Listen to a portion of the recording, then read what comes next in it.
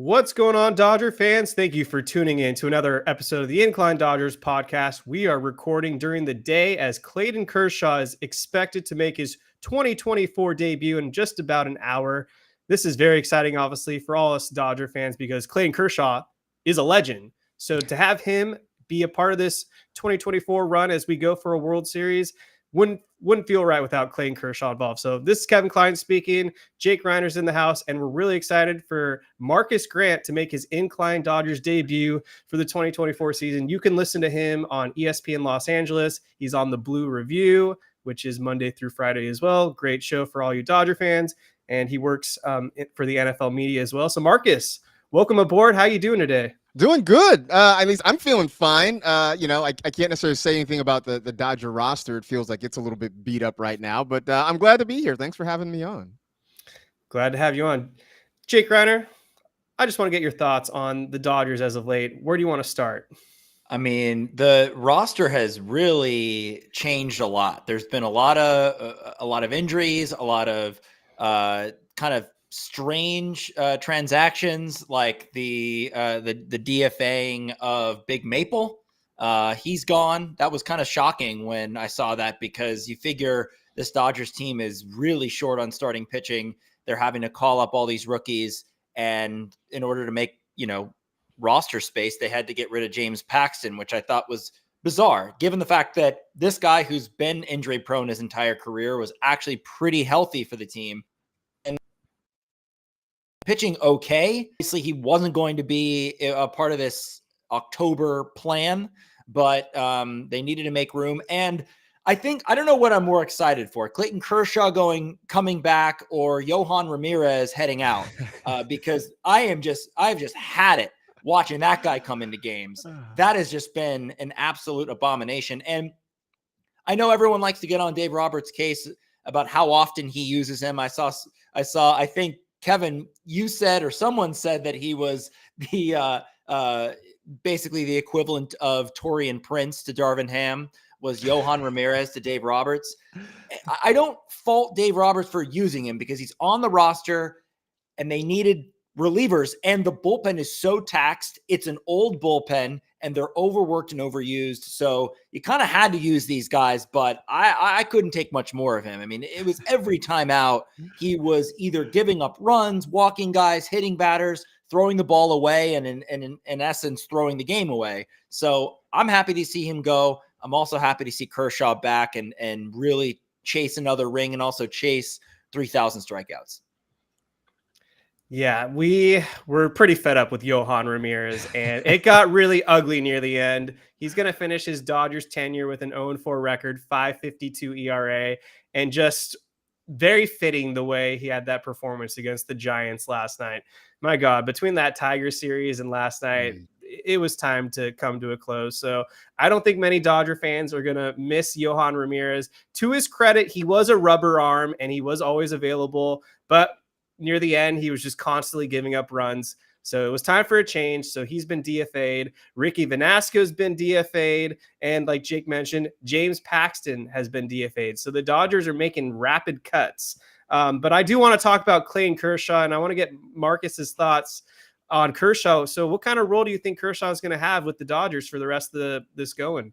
I think Kershaw is essentially just going to be an opener when it's his turn in the rotation, right? He's a guy that, I'm curious to see what limits they have set for him for today's start. I would think maybe 60 to 75 pitches. I mean, if he gets you through 4 innings, I think you consider that a blessing. Ideally, I would like to see him at least get one turn through the Giants lineup, and then we'll see what happens from there. And I think that's really sort of the expectation for him. These next few starts are essentially his spring training after coming back from the surgery.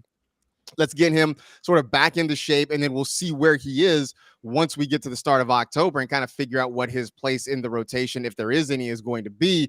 But really, I think at this point, he's just a guy you're hoping you can get 3 to 4 solid innings out of, and then you turn the game over to the bullpen. So, it's definitely not the Kershaw we are used to seeing, the guy who's going to be a first ballot Hall of Famer for sure. This is sort of where he is at this point in his career. But if they can just get him as that opener, turn it over to the bullpen, and figure out how to get the rest of those 27 outs, I think that's kind of the best case scenario for them. Do either of you think Clayton Kershaw will be starting playoff games for the Dodgers? I think if it goes according to plan, he won't be. Yeah.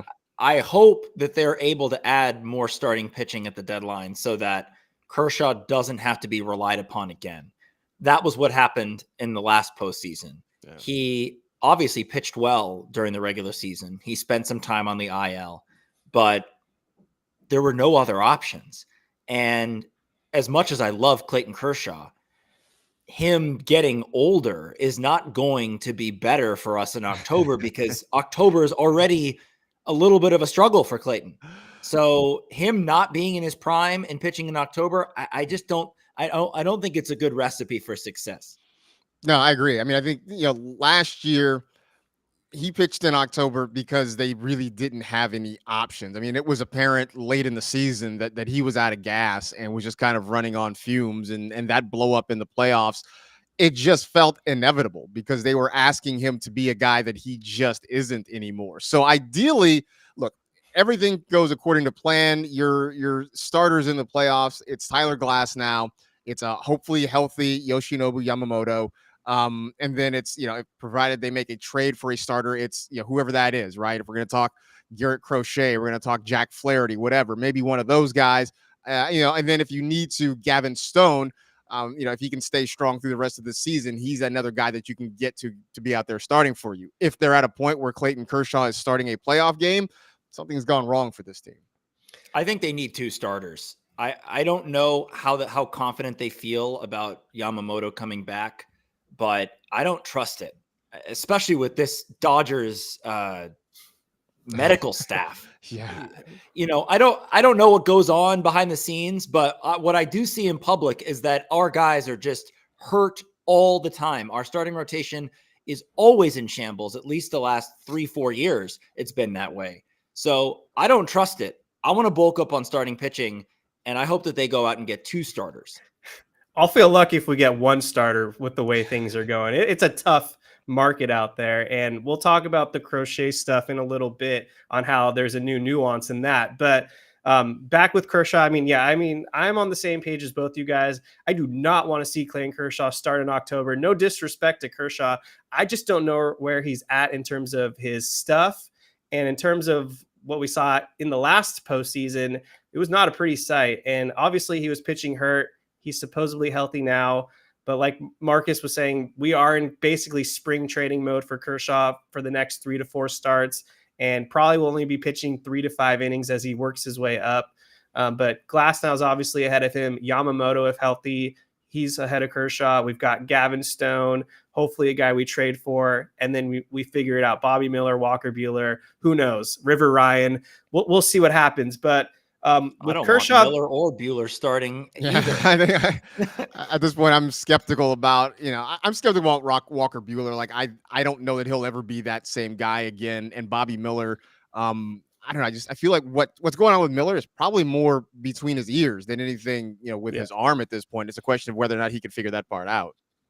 So the wrinkle in all this, what I was going to try to get at is, though, if Kershaw's not starting, I think he'd be even worse coming out of the bullpen. So do the Dodgers find themselves in a predicament where they have to leave him off the postseason roster altogether?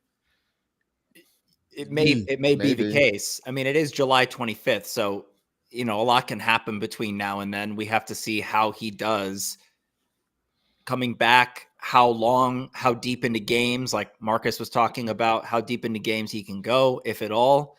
But yeah, I mean, 2019, the NLDS of 2019 is all I needed to see to solidify my opinion that Kershaw should never come out of the bullpen in the playoffs ever again. 2016 was great. He did a great job. But 2019, I was like, that's it. I've had it with that experiment. That's fair. Yeah. I mean, here's the thing. I guess if there's a silver lining, it's that, the last couple of years, the start of the season has been pretty good for him. And it's just he's faded late. So, I mean, if that logic holds, this is the start of his season. So maybe that bodes well for what to come in August and September. And then we get to the playoffs and who knows? I'm kind of with you. I don't know that there's a spot on the playoff roster for him if they're not expecting him to be a starter and you can't bring him out of the bullpen. So this might just be sort of a ceremonial ride to the end, and hopefully you get him a ring. But I'm just look, I'm grasping at silver linings here. I'm just looking for something, and the fact that he seems to start strong and finish slowly. Let's just hope that goes through and we can get through the last couple months. I hope you're right. Yeah, so here we are. The Dodgers are 61-42, 7.5 up on the San Diego Padres as we speak. Last night was an ugly loss, 8-3 to the Giants. Robbie Ray was making his 2024 debut, and they had him on the ropes in the first inning. They made him throw like 32 pitches or something. He had no command, and they had the bases loaded with 1 out, I believe, and then they couldn't capitalize. And then after that, Robbie Ray completely settled in and no-hit the Dodgers through 5 innings.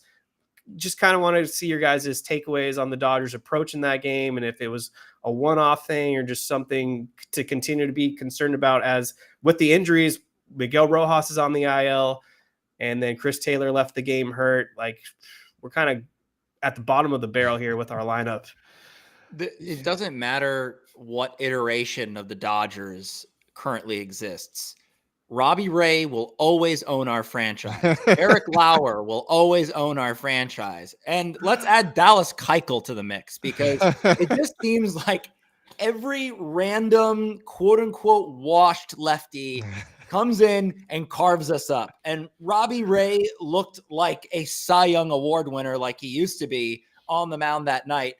Minus the first inning, because they were able to push a run across and weren't able to do anything else. And then were no hit the rest of his, he no hit the entire team. And then basically Chris Taylor was the only one to get a hit. And then he, comes up lame at second base. So it was a very frustrating game for the Dodgers. Also, another theme that keeps happening to Tyler Glasnow is that he doesn't get any run support for whatever reason. I don't know what that's about. But it was a very frustrating game to watch. However, the Dodgers coming out of the All-Star break have been on fire, and they've been great. And there's been a lot of comeback wins, which is really encouraging, is, dealing with a very, very vulnerable starting pitching staff. The offense has been able to climb this team back into games. And it's very clear that Ohtani, Teoscar Hernandez, Freddie Freeman, and Will Smith have band together and said, we're going to carry this damn team. We don't care how many injuries there are. And they've stepped up and kind of owned this winning streak that they've been on. They've cooled off in this Giants series, but today they have a chance to win the series and win each of the first couple series after the All-Star break, which was huge because they just barely, they limped into the All-Star break, and that was just awful to watch. And so for them to come out like this has been great. Yeah, that last week going to the All-Star break was about as bad a week as you could imagine. Weirdly, the one game they win in Detroit was the game against Skubal. He shut them down when the bullpen comes in and the Dodgers figure out how to get some offense. Last night, I was sort of busy around the house. So I wasn't just like planted in front of the TV watching. I was kind of checking in. And my 3 takeaways were this. One, Glasnow goes out there and was struggling with his control. Had, I think, 4 walks last night. Sort of battled with that, but still only gave up the 2 runs. And when he left, they were still very much in position to win that game. So I thought that was kind of a positive. You hope that the command issues were just sort of a rust thing, and he shakes that off in his next start. The next, after sort of seeing them give up that big opportunity in the first inning, which I knew was going to be a problem, watching, just keep checking in and like still no hits. 5th inning, still no hits. 6th inning, still no. Chris Taylor gets a double, and I'm like, all right, I can exhale. Whatever happens, happens. At least they didn't get no hit by the Giants. I can take that away as a positive.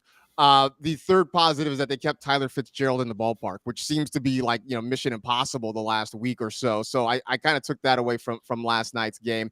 I think really the bigger story was the losses within the loss.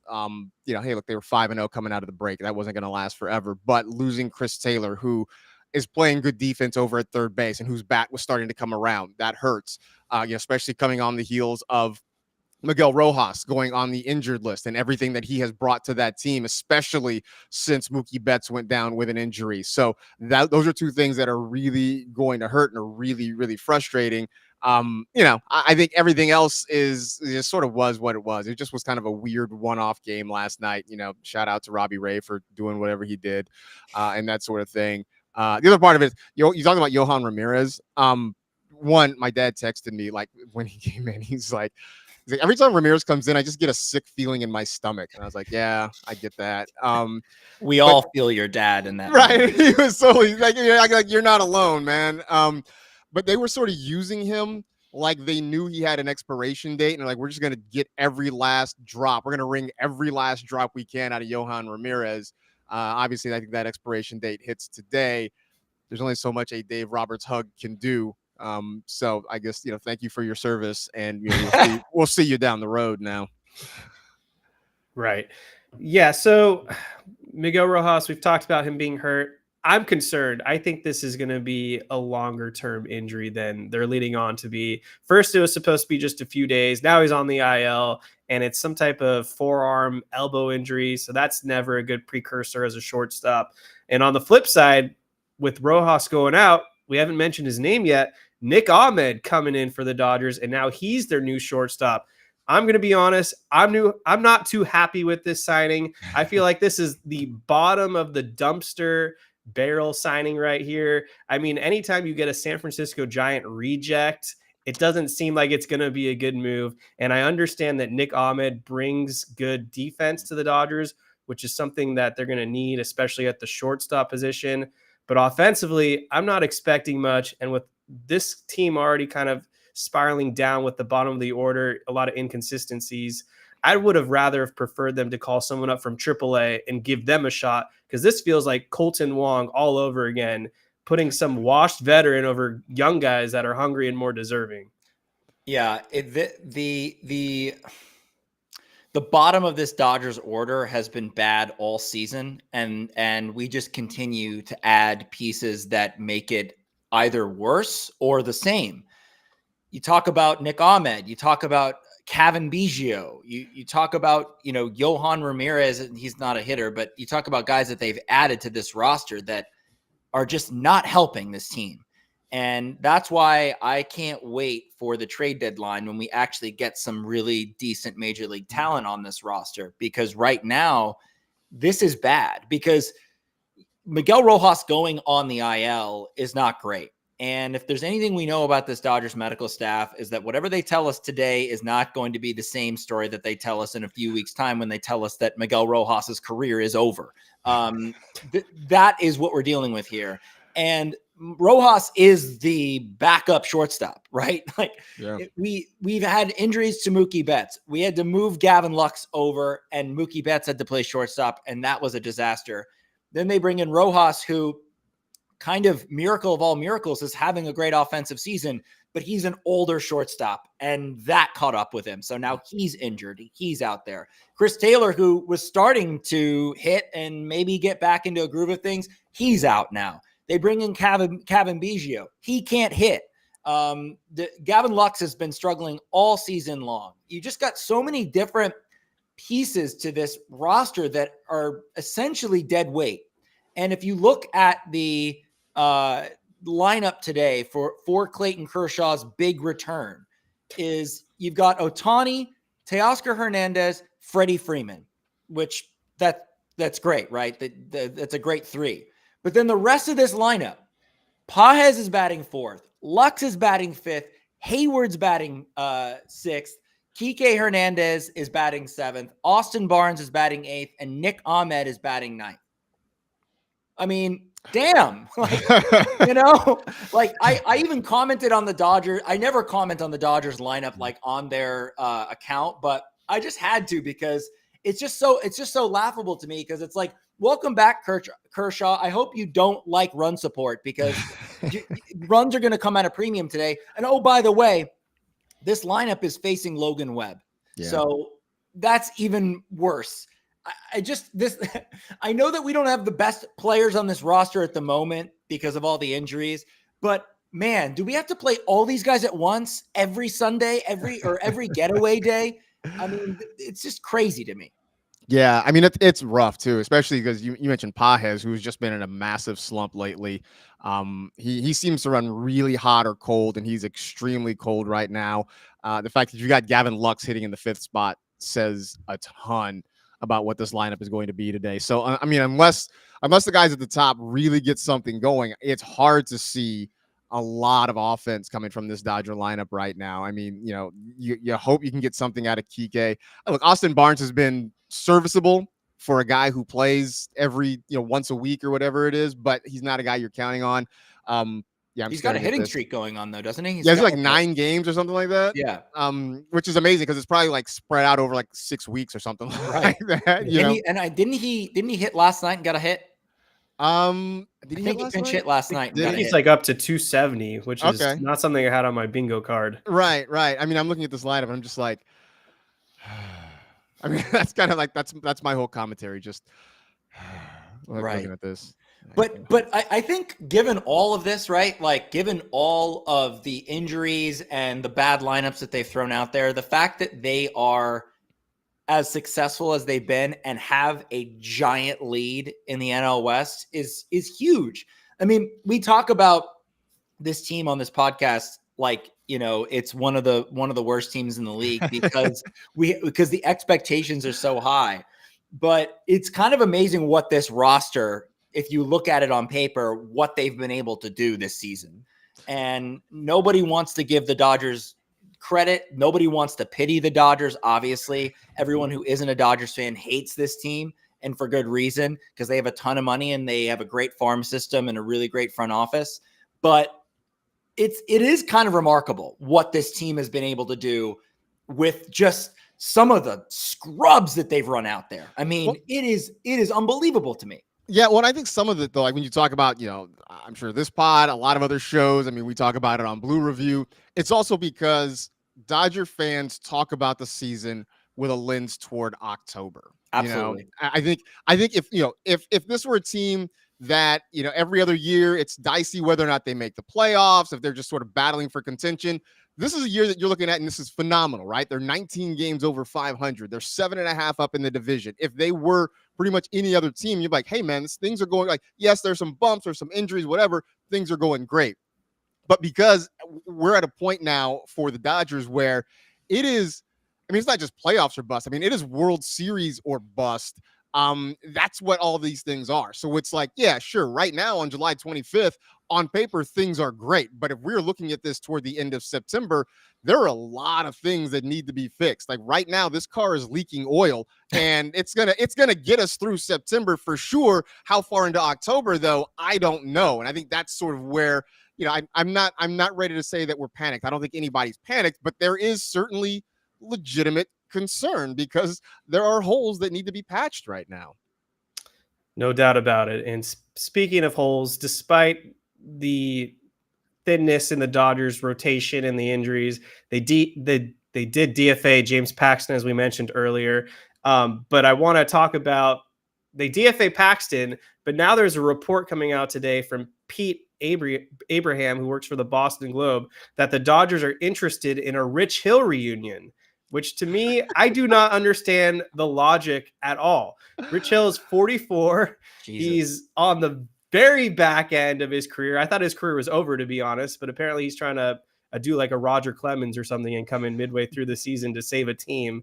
So I don't understand DFAing James Paxton.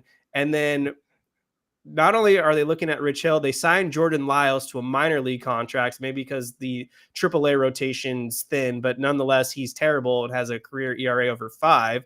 And John Heyman passively aggressively bashed him yesterday and then broke the news that he's coming to the Dodgers, ironically. And now they're looking at Rich Hill, who was great during his Dodgers tenure, but over the last 3 or 4 years has not been a very effective pitcher. So I don't know if they're just worried about not getting big names in the starting pitching market right now, or this is just noise and they're really not interested in Rich Hill and this is all being overblown. I don't know. I don't want the reunion. I feel like, I feel like this has been a theme though the last few weeks of like trying to get the band back together, talking like maybe Kenley Jansen comes back and they're talking to the Cubs. Could there be a Cody Bellinger reunion? I'm like, well, why don't we just, right? Like want to get Justin Turner, go get Jock Peterson. We'll just get the band back together. Actually, I would love Jock Peterson. He's been having a great year. Plus, here's the thing about Jock. Jock shows up when you need him to. Jock shows up in the playoffs. Like when the lights come on, that's when he does his best. But I'm like, let's get the band back together. Let's go play in a bubble in Arlington and let's see if they can win another World Series. Let's just do all that, right?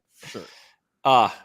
Rich Hill, how like I think we're all at the age at this point where like you hear about a Gen Z kid and you ask them when they were born and it's like, I was born in 2003 and you're just like, oh god. Right. Rich Hill's been around since 2005. That's 3 years before Kershaw made his debut. And this is year 17 for Kershaw. So Rich Hill's been around and let's just have a look at this. Last year, he pitched for two teams, Pittsburgh and San Diego. He was a combined 8-14 for those two teams with a 5.41 ERA. And you mentioned that. How old did you say he was, Kevin? 44. Right. So we think those numbers are going to improve. Him coming to the team. I don't know, man. I mean. I'm just because you said the date. I'm like looking around. Rich Hill came into the league 1 year after Citizens Bank Park. The Phillies have been playing in their stadium 1 year longer. The Astros were still in the National League. Yes, exactly. I mean, like go back to all the things that happened, but I'm sure Twitter. LeBron James was his sophomore season, right? Like all the things that were going on when Rich Hill made his major league debut, like that will make us feel incredibly old. So maybe we don't. All right, so let's shift gears now and actually talk trade deadline where there's interesting names that the Dodgers are linked to. So we've been talking about Randy Arozarena ad nauseum here. And over the last couple days, there's more and more reports that are being released that the Dodgers do have strong interest in Randy Arozarena. And there seems to be some fading momentum with the Luis Robert news. And for me, it seems like it's Randy Arozarena or bust at the outfield position. Marcus, want to get your thoughts. Are you a big Randy Arozarena guy? I like him in the sense that he's another guy that sort of shows up. He seems to step up in the big moments in the playoffs. I mean, everybody who watched the 2020 World Series remembers. I'm sure we were all, quaking with fear every time he came to the plate because it always seemed like there were men in scoring position or that he was going to do something special. Like he was just a menace, and that has sort of been his MO throughout the playoffs. So that part of it I like. What I would prefer, Robert versus Arozarena, is I think Robert gives you a little bit more outfield flexibility. He can play in center field. He can play a couple different spots. I think Arozarena right now, pretty much just a corner outfielder. And for the most part, pretty much just a left fielder. So it doesn't give you as much positional flexibility.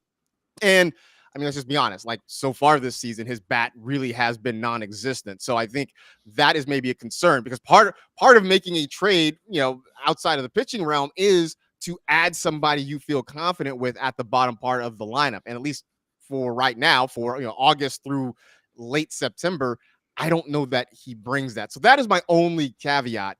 I mean, if we're throwing out names, I really would love to see them make a move. And I don't know that the Angels would ever do it because they're petty and spiteful, but whatever. A guy like Taylor Ward, who gives you a lot of positional flexibility and who has shown that he can hit consistently. I know this year hasn't been great, but I sort of believe in what he can be and the fact that he can play some spots in the infield. He can play some spots in the outfield because that's really what this team needs right now. I saw that they might be interested in Ian Happ for the Cubs and maybe a Nico Horner as well. A couple of guys who, again, can give you some positional flexibility and maybe provide that bat at the bottom of the lineup. I know everybody has been laser focused on Randy Arozarena, and it seems like that's where the team is going as well. I don't know, maybe kick the tires on some other things too, because with the Taylor news, with the Rojas news, suddenly you are even thinner than you thought you were going to be. At least you were thinner than you were a week ago. And so maybe it's time to kind of change direction a little bit. The good thing with the Arozarena is he's been trending up. I know over his last 30 games, he's hitting about 300, and the home run pop is getting there as well. He just owned the Yankees in a most recent series. I actually prefer him over Robert because of the injury history. And you're right in terms of the center field flexibility. But I just think the haul with this whole, it's going to be a Juan Soto-like cost to get Luis Robert. I don't know if it's worth it, as opposed to Randy Arozarena. He plays every day. He shows up in October, like you both mentioned. And I just think this guy would thrive in Los Angeles and be an absolute stud. And unlike in Tampa Bay, where he's basically number one in the lineup, he's like number 5 or number 6. And I think that just opens up so many avenues for him to thrive in less pressure. Obviously, they're competing for a World Series, but when the focus is on Ohtani, Freeman, Mookie when he comes back, and Smith, Arozarena and Teoscar are just going to feast in the middle of that lineup. I mean, this is a podcast that we started talking about Arozarena in the offseason, and we were talking about wanting to get him. We've loved Randy Arozarena for the entire time he's had this meteoric rise in Major League Baseball. I've brought up this before, but Kevin and I watched him in the World Baseball Classic a few years ago in Arizona. And was it a few years ago or was it last year? I don't know. I can't keep track of time. It was, I think it was 2023. Yeah. The way in which he responded to the big crowds and the way he interacted with the fans, signing autographs in the middle of innings and that sort of thing. I mean, this is kind of, in my opinion, Manny Wood 2.0. I think that you bring this guy to LA, people are going to fall in love with him, especially with the fact that he he played for Team Mexico. You've got a big Mexican fan base here in Los Angeles. I just think that it's just a recipe for success. And for someone like Randy Arozarena, who's kind of treading water, let's say, in Tampa Bay, this will be a huge fresh start for him. And I believe that he's going to play much better than his numbers have been so far this year. I do wonder, I mean, with him being in Tampa, will the Rays, who aren't going anywhere, be willing to give Andrew Friedman a little more of I use discount in air quotes, right? Because everybody, when you have the deepest pockets in the league, like nobody's really going to hand you a discount, but maybe the Rays won't be as inflationary, I guess, as other teams will because of their relationship with Andrew Friedman. I mean, I do love the idea of him being in that outfit. Look, you already got Teoscar, who's immediately become a fan favorite, right? Like everybody loves Teo. Put him out there with Randy Arozarena. It could be a lot of fun in the outfield. You figure out who's going to play center, whether it's Pages or Outman or whomever. That really could be a fun outfield if they put that sort of thing together. So, I'm not opposed to it. I very much am not opposed to it. I'm just curious to see what the asking price is going to be. Now, we know that in the All-Star game, Teoscar Hernandez started in center field. Is that something that we think that he could do on this team if they were to move off of Andy Pages? I guess he could. I don't want to think about it. I don't want to get to that point that has to become a thing. My point is that even with adding a Randy Arozarena, we're still thin defensively. Still trying to figure out center field. No, I get it. I mean, here's the thing about center field, right? Is that, you get Outman, who can play a good defensive center field, but is kind of lost at the plate. Pages is he gives you a little better bat when he's hitting, but is a little bit more of a circus out there in center field. So it's sort of like trying to figure out, it's 6 of one, half dozen of another. What do you need at the time, or do you sort of platoon them, bring an Outman late for defensive purposes, and have Pages hit for the first 7-8 innings, and then bring an Outman? I mean, that might be a shuffle that Roberts has to think about. We haven't brought him up, but I don't know how much Jason Hayward has left in the tank. But if they're desperate, they could try him out in center field, and you have. I don't know how he would be worse than Pages at this point. I mean, he's a great outfielder. He's just 36, 37. How old is Jason Hayward now? He's just old. That's the problem. And again, 34, it's like, just like Outman's bat can't get him in the lineup. It's like Hayward's bat hasn't been great either. So you know, if you're going for strictly defense, I'd rather have James Outman out there. Yeah. Oof, not with the way he's swinging. No, I'm saying he can't hit anything. So, but this also goes back to what they can do in terms of adding bats to the bottom of the lineup, right? If you can find another bat, whether it's a corner infielder, it's a shortstop. I mean, Mookie coming back certainly helps. But if you can find a couple more bats that you feel confident with in the bottom of the lineup, you can sort of live with Outman not giving you a ton, but having his defense on one side.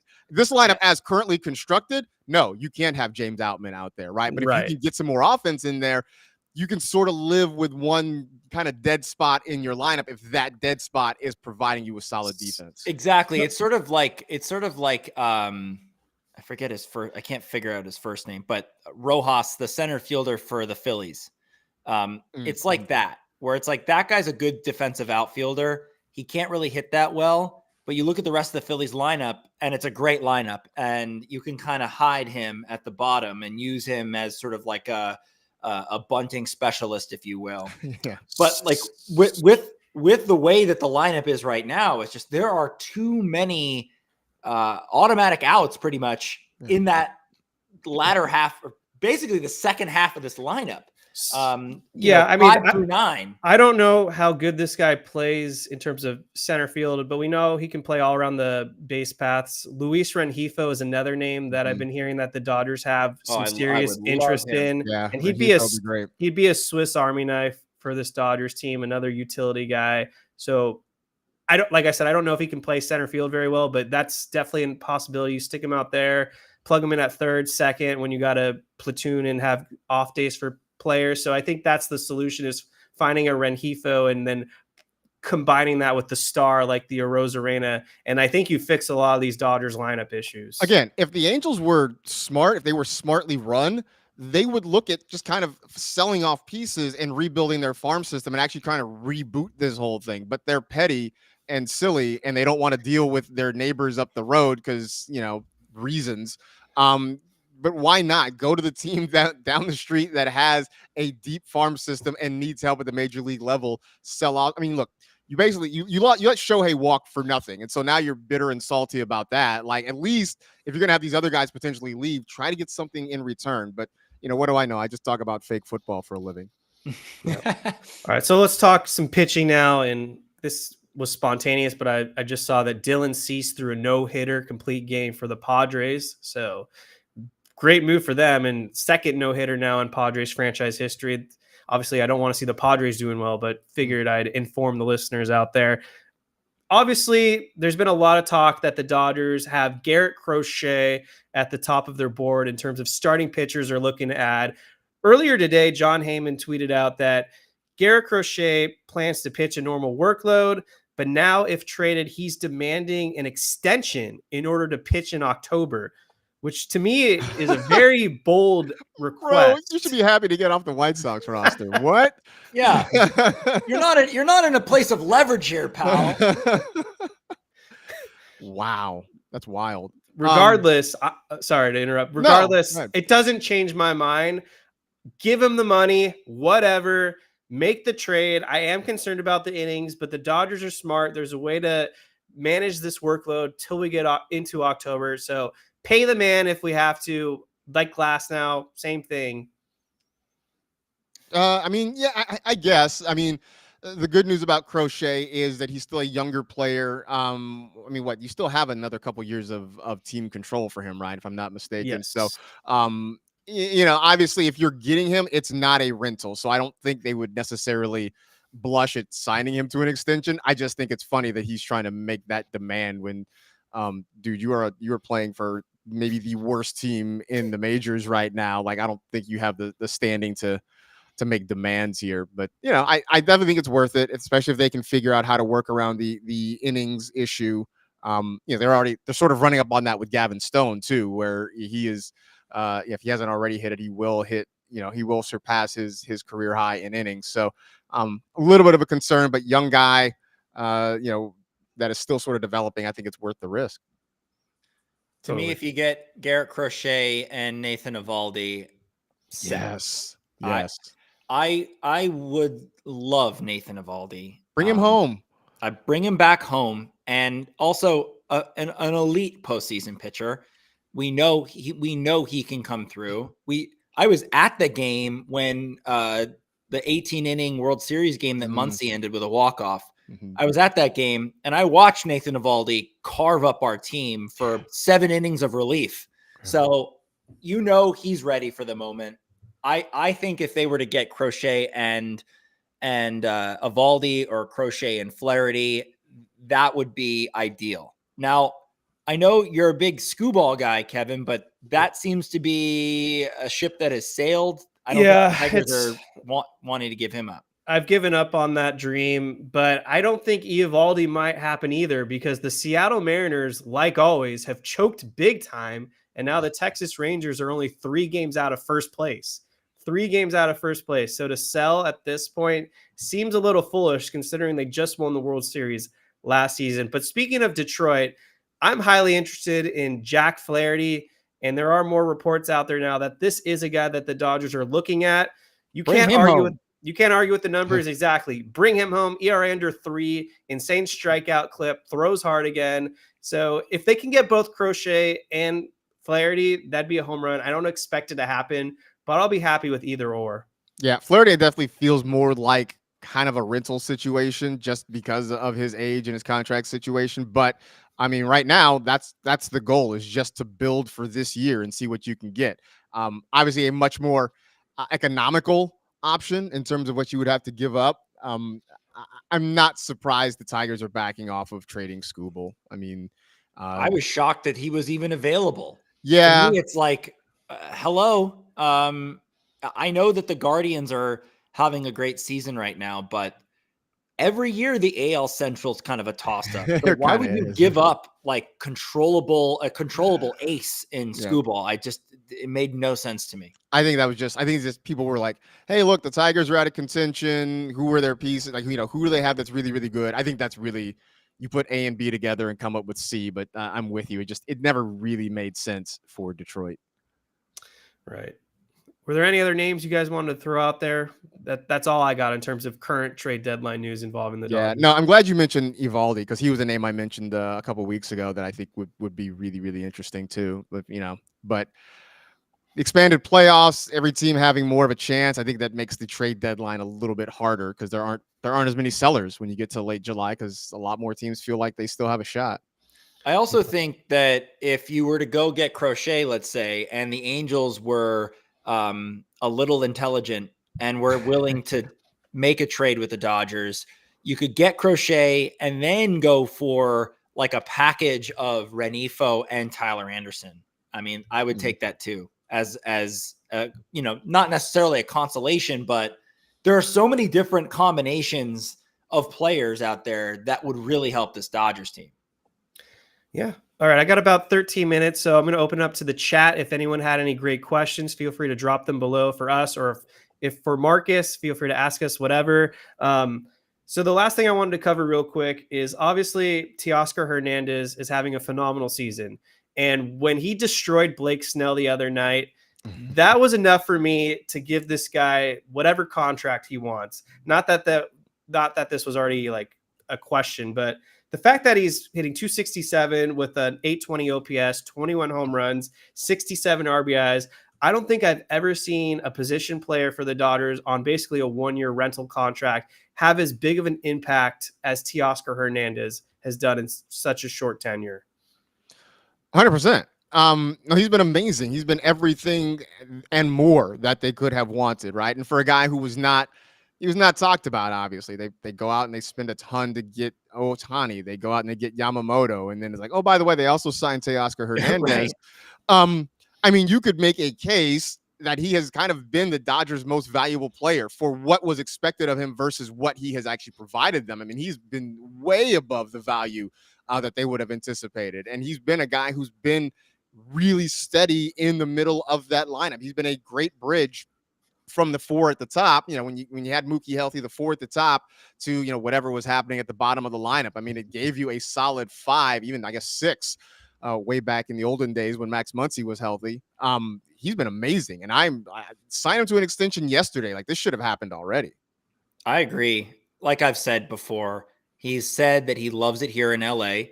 And to me, that's enough. What he's brought to this team in terms of his flair and the sunflower seeds thing and just how fired up he's been. I mean, not just the home run off of Snell, but he provided all of the offense that day. All of them, yeah. So I love this guy. I love this player. I think he should be a Dodger for the next 4 or 5 years, and they need to get it done. Before we get to that question, Kev, a little bit of breaking news. The Dodgers recalled James Outman and placed Chris Taylor on the injured list with a left groin strain, which we kind of anticipated, but that is the move.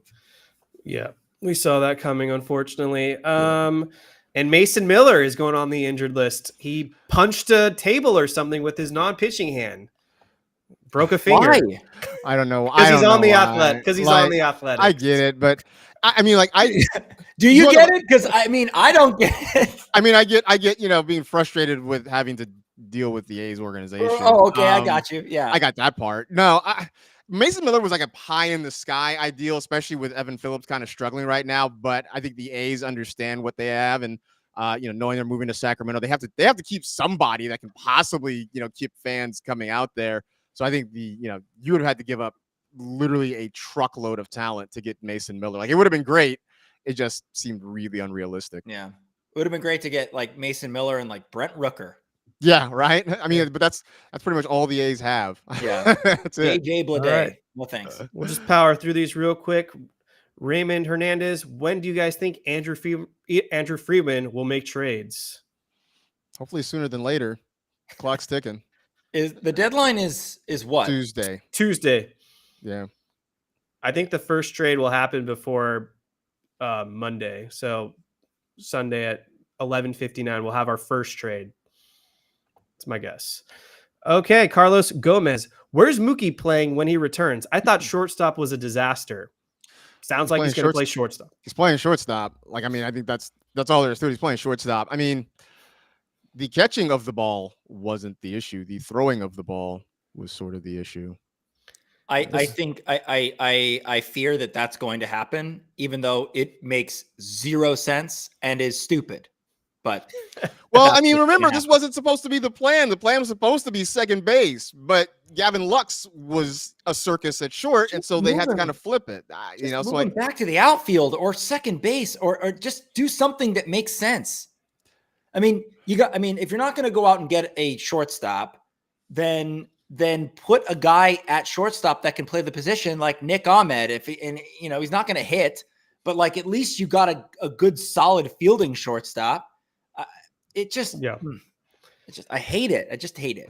All right, this will be our last question of the show because I got to bounce in a few minutes. Michael Carrillo, what relievers are you looking at this trade deadline minus Tanner Scott? Because he believes Evan Phillips is shaky.